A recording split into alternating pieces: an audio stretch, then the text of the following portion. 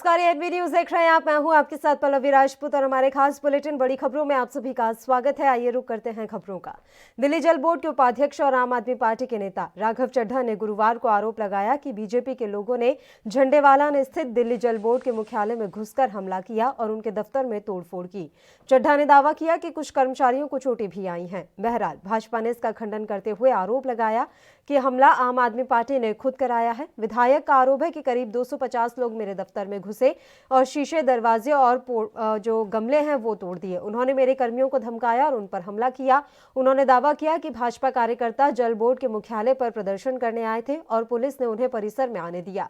चड्ढा ने एक video tweet किया जिसमें कथित रूप से टूटे हुए दरवाजे, शीशे, गमले, फर्नीचर और जमीन पर खून के निशान दिख रहे हैं। प्रदेश भाजपा के प्रवक्ता वीरेंद्र बब्बर ने आरोप लगाया कि आपने खुद इस हमले की योजना बनाई है और अब बीजेपी को जिम्मेदार ठहरा रही है। उन्होंने कहा कि दिल्ली पुलिस ने प्रदेश भाजपा प्रमुख आदेश गुप्ता और कई कार्यकर्ताओं को हिरासत में ले लिया है, लेकिन वे इन हथकंडों से डरने वाले नहीं हैं।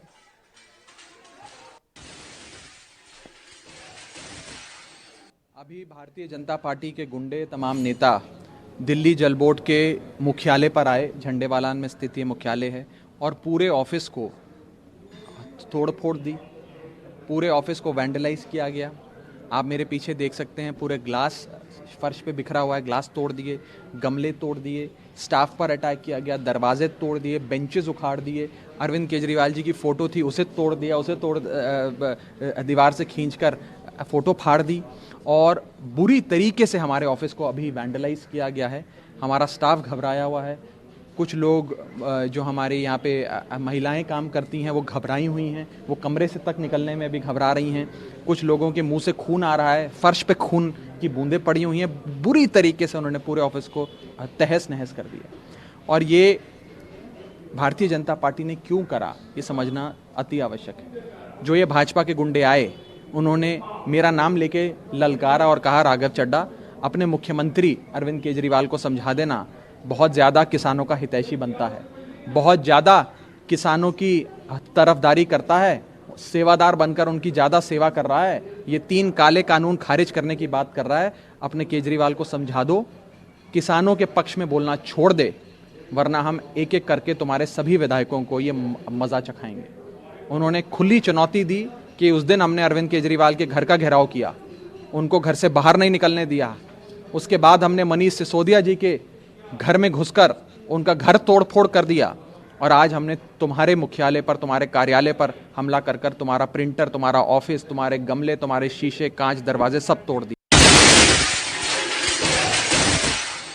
तो ये तस्वीरें आप देख रहे हैं, ये राघव चड्ढा के द्वारा ट्वीट की गई हैं तस्वीरें और इस वीडियो को शेयर करते हुए उन्होंने आम आदमी पार्टी के जो विधायक हैं राघव चड्ढा, उन्होंने बीजेपी पर आरोप लगाया है कि बीजेपी के द्वारा ये हमला कराया गया है। दिल्ली जल बोर्ड के मुख्यालय की ये तस्वीरें जहां हमला किया गया है और ये तमाम जो तस्वीरें हैं ये साझा की हैं। बीजेपी के खिलाफ ये आरोप लगा है कि ये जो पूरा हमला है वो भारतीय जनता पार्टी के द्वारा कराया गया है। आम आदमी पार्टी के विधायक राघव चड्ढा ने ये तस्वीरें साझा की और उन्होंने कथित रूप से टूटे हुए दरवाजे, शीशे, गमले, फर्नीचर और जमीन पर खून के निशान दिखाए हैं।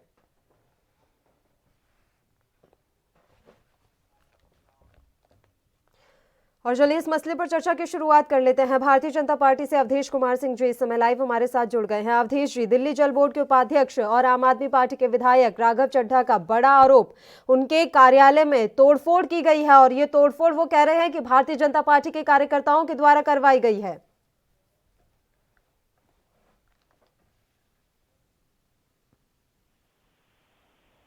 अवधेश जी, मेरी आवाज पहुंच रही है आप तक? जी आ रही है पल्लवी जी। अवधेश जी, देखिए, मेरा सवाल ये था कि जिस तरह से ये तस्वीरें साझा की हैं राघव चड्ढा ने और इन तस्वीरों को साझा करने के बाद वो आरोप लगा रहे हैं कि भारतीय जनता पार्टी के गुंडों के द्वारा ये हमला कराया गया है, इस पर आप क्या कुछ कहना चाहेंगे और लगातार बीजेपी पर इस तरह के आरोप क्यों लग रहे हैं? देखिए, ऐसा है, आम आदमी पार्टी का शुरू से चरित्र रहा है कि गलत बयानबाजी करने का। कुछ दिन पहले अरविंद केजरीवाल जी 8 तारीख को नजरबंद का एलिगेशन लगाया था। दिल्ली पुलिस ने क्या कहा? दिल्ली पुलिस ने कहा कि नजरबंद नहीं किया गया है। जब दिल्ली पुलिस को केजरीवाल जी नहीं छोड़ रहे हैं तो किसी और को कैसे छोड़ेंगे? ये जो आरोप लगाया गया है एकदम बेसलेस एलिगेशंस लगाया गया है भारतीय जनता पार्टी पर। क्योंकि राघव चड्ढा जी जो हैं, जो बयान लगा रहे हैं कि भारतीय जनता पार्टी के गुंड्स ने अटैक किया, शुरू से आप देखते रहिए जंतर मंतर पर राम सिंह के साथ क्या किया केजरीवाल जी ने। आप देखें, जब इनकी हिस्ट्री रही है कि किस तरह से ये गलत बयानबाजी करते रहते हैं, तो अभी तो स्वाभाविक है कि अभी भी करेंगे। वो हो सकता है कि वो अपने पर्सनल स्कोर लेने के लिए, क्योंकि राघव चड्ढा जी सह प्रभारी बने हुए हैं पंजाब का पार्टी का, तो एक उनका अपना एक मंसूबा हो सकता है कि आम आदमी पार्टी के कार्यकर्ताओं के द्वारा या कहीं से भारी के गुंडों से, ये तो जांच का विषय है, दिल्ली पुलिस इस पर जांच करेगी, दूध का दूध पानी का पानी हो जाना है। मुझे तो यही लग रहा है। कह रहे हैं राघव चड्ढा जी कि पहले ही बीजेपी की तरफ से ये धमकियां दे दी गई थी कि आपको इतनी आसानी से हम छोड़ेंगे नहीं और आप लोगों को परेशान कर देंगे।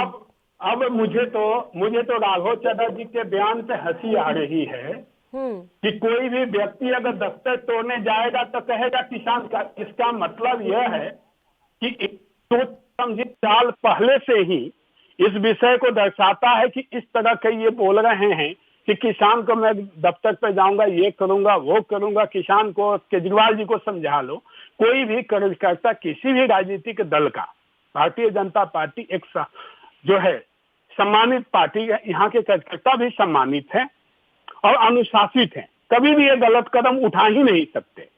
ये पूरी तरह से आरोप जो है बेबुनियाद है, इनकी झूठा आरोप लगा रहे हैं भारतीय जनता पार्टी पर।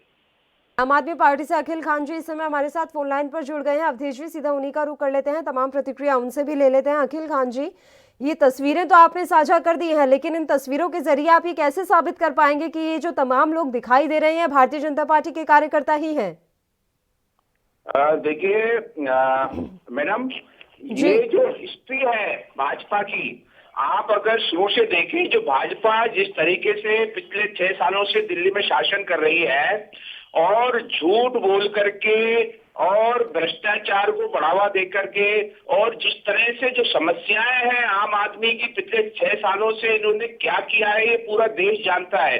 इन्होंने झूठ बोल बोल कर पूरे देश का सत्यानाश किया है, पूरे देश की अर्थव्यवस्था को इन्होंने बिल्कुल बैंकरप्ट कर दिया है। ये फैक्ट है, इसमें कोई मतलब डिस्कशन करने की बात ही नहीं है। और ये उल्टा चोर कोतवाल को डांटे, ये खुद प्लान करके इनका जो एक सीक्रेट ग्रुप है जिसका काम ही ये है कि किसी भी तरह से डिस्टर्ब करना। एमसीडी के चुनाव आ रहे हैं, इन्हें हाल साफ नजर आ रही है।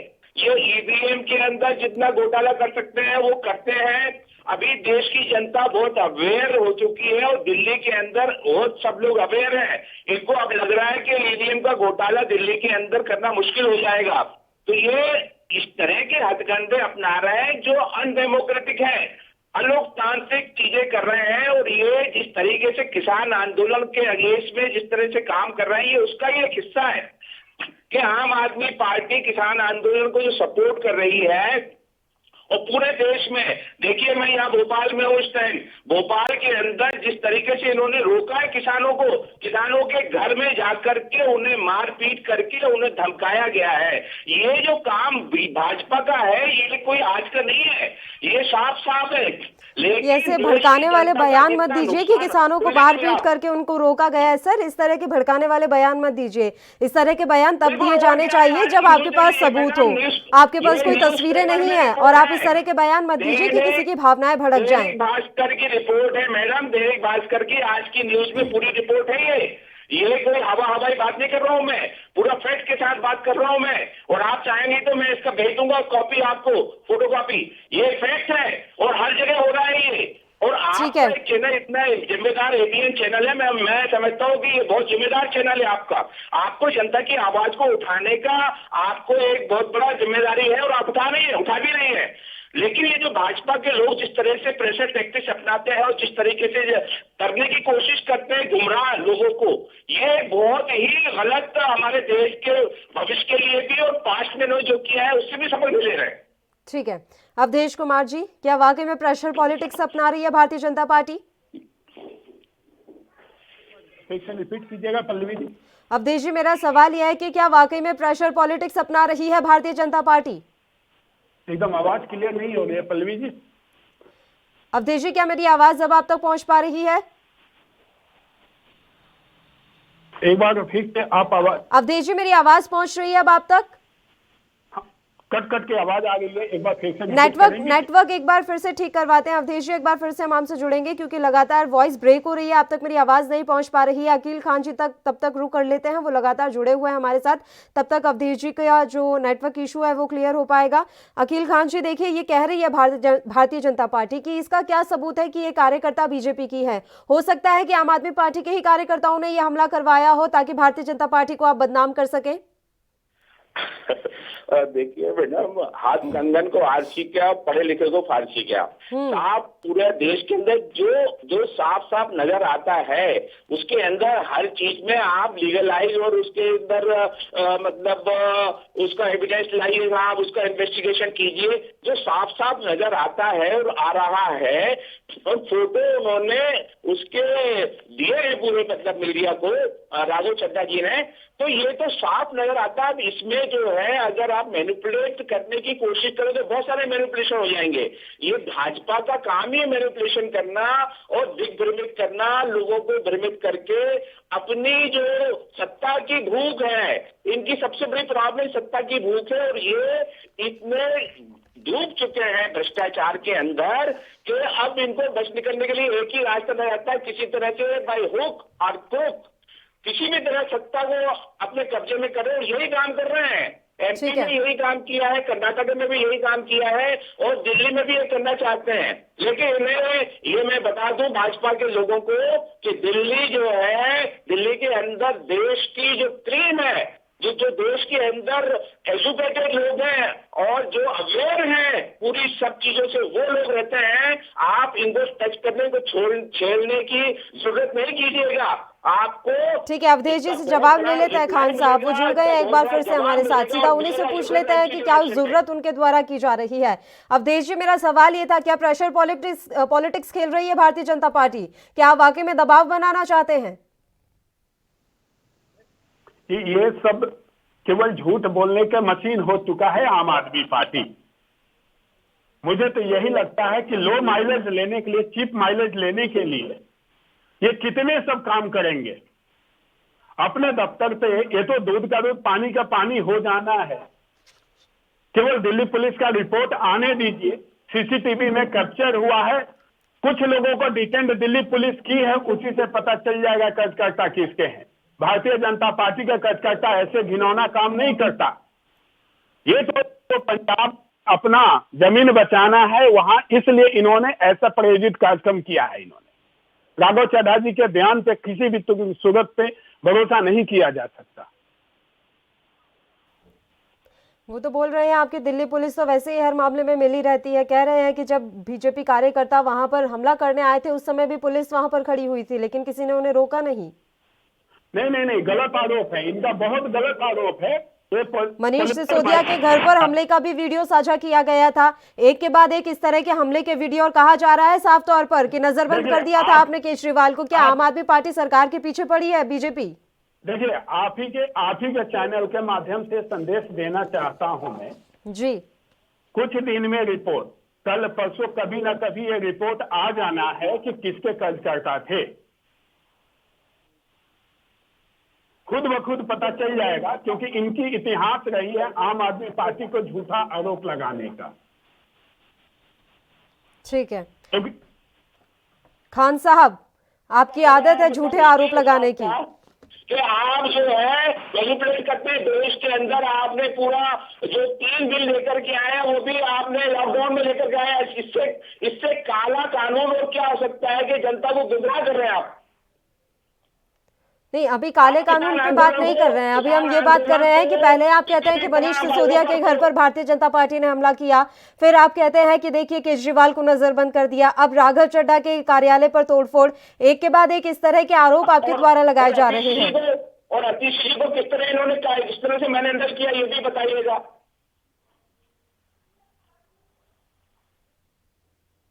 और क्या कुछ किया है खान साहब, एक बार में ही बता दीजिए। देखिए, जो मनीष जी को इन्होंने जिस तरीके से रोकने की कोशिश की और उनके काफिले को जिस तरीके से इन्होंने डिस्टर्ब किया, वो सबके सामने है। इसको मतलब इसकी इन्वेस्टिगेशन क्या होगी साहब, सामने साफ साफ नजर आ रहा है। ये तो इन्वेस्टिगेशन की आड़ में मैनिपुलेट करने की इनकी आदत रही, हिस्ट्री रही है। हर चीज को ये दिल्ली दंगों में भी इन्होंने अपनी पुलिस को किस तरह से मैनिपुलेट करके, और वो हमारे जो एलजी साहब ने जो मतलब पैनल था एडवोकेट्स का दिल्ली दंगों के वक्त में, पैनल जो आम आदमी पार्टी ने हम दिल्ली सरकार में, जो दिल्ली के अंदर जिम्मेदार सरकार है, उसने जो दिए थे एडवोकेट पैनल को, ये एलजी साहब ने जाकर के होम मिनिस्ट्री के थ्रू और वो सरकार अपने प्रेसिडेंट से दस्तखत करा लिए। अरे ये मतलब आप बताइए, हद होती है हर चीज की। ये तो हद से जा चुके हैं, हद से पार कर चुके हैं। इनके देश का नंबर एमसीडी में खत्म है। किसान आंदोलन देश में इतना खड़ा हुआ है कि जितना दबाएंगे उतना ज्यादा ये भड़केगा, बढ़ गया है। और ये किसान आंदोलन को इस तरीके से प्रेशर टैक्टिक्स से नहीं हटा सकते हैं, नहीं दबा सकते हैं। और एमसीडी में इनका जो है पराजय निश्चित है, ये इनको नजर आ रहा है। तो ये घबराए हुए हैं और इस तरह के जो हथकंडे अपना रहे हैं, ये आपराधिक, आपराधिक तरह की बातें कर रहे हैं, आपराधिक काम कर रहे हैं। और मैं इसे रिक्वेस्ट करूंगा अपने प्रधानमंत्री जी से, अगर उनमें थोड़ा सा भी देश के प्रति कोई जिम्मेदारी है तो इस तरह की चीजों को फौरन बंद करें और देश को एक नई डायरेक्शन देने की कोशिश करें। तो इस वक्त पूरा दिवालिया हो चुका है, पूरे दुनिया के सारे राष्ट्र, पूरे दुनिया के अंदर कोई इन्वेस्टमेंट करने को तैयार नहीं। हमारे देश के अंदर कितनी बुरी दुर्गति हो रही है आर्थिक क्षेत्र में। ये भाजपा को समझना चाहिए। सफेद झूठ बोलने की बजाय सारे सच बोलने की कोशिश करें तो देश का फायदा होगा और आप लॉन्ग टर्म में ये टिक नहीं पाएंगे। ये आपका गला जो है ना भ्रष्टाचार का और झूठ का भर चुका है। ठीक है खान साहब, और अगर इतना ही इनका घरा भर गया है तो आने वाले समय में जनता जवाब दे देगी। बहुत बहुत शुक्रिया आप हमारे साथ जुड़े तमाम चर्चा के लिए। अवधेश जी, आप लगातार हमारे साथ जुड़े रहिए। तो आपको हमने ये जानकारी दी कि राघव चड्ढा के ऑफिस पर हमला किया गया है और अब ये आरोप लग रहा है कि बीजेपी के कार्यकर्ताओं के द्वारा ये हमला करवाया गया है। खैर, ये आने वाला वक्त ही बताएगा कि वाकई में इस हमले के पीछे किसका हाथ था। एक छोटे से ब्रेक के लिए रुक रहे हैं, फौरन हाजिर होंगे।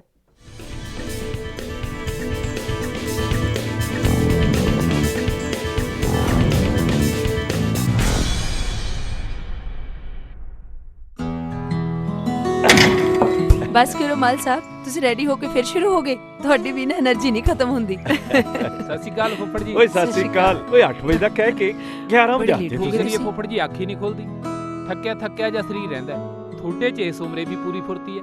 ਓਏ ਮੇਰੀ ਫੁਰਤੀ ਦਾ ਰਾਜ਼ ਹੈ ਵੈਦਵਾਨ ਦਾ X+ ਮਰਦਾਨਾ ਕੋਰਸ ਤੇ ਪਿਛਲੇ 30 ਵਰਿਆਂ ਤੋਂ ਇਹੀ ਹੈ ਮੇਰੀ ਸਿਹਤ ਦਾ ਰਾਜ਼। ਇਮਿਊਨਿਟੀ ਵਧਾਉਣ ਦੇ ਨਾਲ ਮਰਦਾਨਾ ਤਾਕਤ ਲਈ ਇਹੀ ਰਾਮਬਾਣ। ਚੁਸਤੀ ਫੁਰਤੀ ਤੇ ਜੋਸ਼ ਵਧਾਉਣ ਲਈ ਤੁਸੀਂ ਵੀ ਅੱਜ ਹੀ ਸ਼ੁਰੂ ਕਰੋ X+ ਮਰਦਾਨਾ ਕੋਰਸ।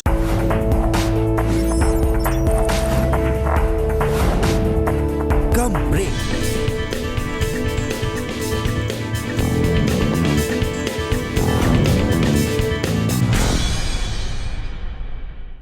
ब्रेक के बाद एक बार फिर से आप सभी का स्वागत है। बढ़ते हैं अगली खबर की ओर। अगले साल होने वाले पश्चिम बंगाल विधानसभा चुनाव में कांग्रेस और लेफ्ट एक साथ मिलकर चुनाव लड़ेंगे। कांग्रेस के वरिष्ठ नेता और पश्चिम बंगाल इकाई के अध्यक्ष अधीर रंजन चौधरी ने गुरुवार को इस बात की घोषणा की। उन्होंने ट्वीट करके कहा, आज कांग्रेस आला कमान ने पश्चिम बंगाल के विधानसभा चुनाव में लेफ्ट पार्टियों के साथ चुनावी गठबंधन को औपचारिक रूप से मंजूरी दे दी है। बंगाल में 2021 विधानसभा चुनाव को लेकर बीते दिनों पश्चिम बंगाल कांग्रेस अध्यक्ष अधीर रंजन चौधरी ने कहा था कि बंगाल में ममता बनर्जी और बीजेपी दोनों को रोकने के लिए लेफ्ट और कांग्रेस में गठबंधन होना ही चाहिए। ऐसे में गुरुवार को कांग्रेस आला कमान ने लेफ्ट पार्टियों के साथ चुनावी गठबंधन को औपचारिक मंजूरी दे दी।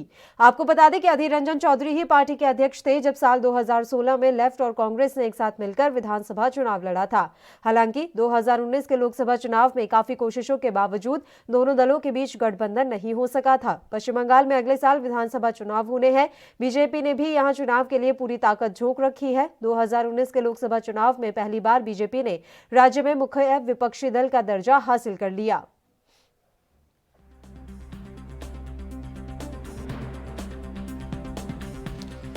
तो अगले साल होने वाले पश्चिम बंगाल विधानसभा चुनाव में कांग्रेस और लेफ्ट एक साथ मिलकर चुनाव लड़ेंगे। कांग्रेस के वरिष्ठ नेता और पश्चिम बंगाल इकाई के अध्यक्ष अधीर रंजन चौधरी ने गुरुवार को इस बात की घोषणा की। उन्होंने ट्वीट करके कहा, आज कांग्रेस आलाकमान ने पश्चिम बंगाल के विधानसभा चुनाव में लेफ्ट पार्टियों के साथ चुनावी गठबंधन को औपचारिक रूप से मंजूरी दे दी है। बंगाल में 2021 विधानसभा चुनाव को लेकर बीते दिनों पश्चिम बंगाल कांग्रेस अध्यक्ष अधीर रंजन चौधरी ने कहा था कि बंगाल में ममता बनर्जी और बीजेपी दोनों को रोकने के लिए लेफ्ट और कांग्रेस में गठबंधन होना ही चाहिए। ऐसे में गुरुवार को कांग्रेस आलाकमान ने लेफ्ट पार्टियों के साथ चुनावी गठबंधन को औपचारिक मंजूरी दे दी है।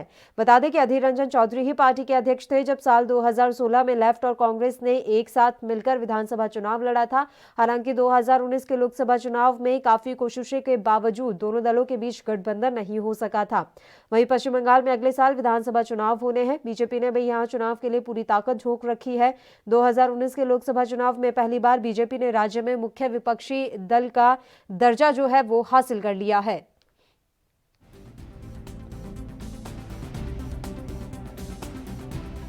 तो ये अहम जानकारी हम आप तक पहुंचा रहे हैं।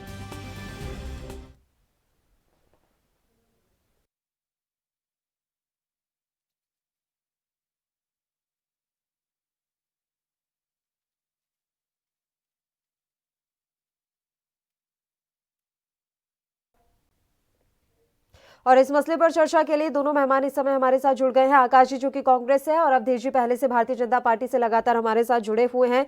आकाश जी, बड़ी जानकारी यहाँ मिल रही है, बड़ा गठबंधन पश्चिम बंगाल में हो गया है, होने क्या जा रहा है। अब तो आधिकारिक रूप से उन्होंने घोषणा भी कर दी है, लेफ्ट और कांग्रेस एक साथ आ गए हैं और आने वाले समय में पश्चिम बंगाल में चुनाव लड़ा जाएगा। क्या बीजेपी की नाव को रोकने के लिए ये किया गया है? ये कोई बंगाल की भूमि, ये क्रांतिकारी भूमि रही है जी, और इस देश का सबसे बड़ा जमींदारी के खिलाफ आंदोलन बंगाल के अंदर हुआ है। ये सुभाष चंद्र बोस की भूमि है, ये रविंद्र टैगोर की भूमि है। इसके अंदर भाजपा जैसी सांप्रदायिक पार्टी का कोई ही वजूद नहीं है। ये देश को समझना पड़ेगा कि इनकी जो पोलराइजेशन की राजनीति है, ये बंगाल की जो सुशिक्षित जनता है, जिसके अंग अंग में क्रांति भरी हुई है, वो पूरी तरीके से समझती है।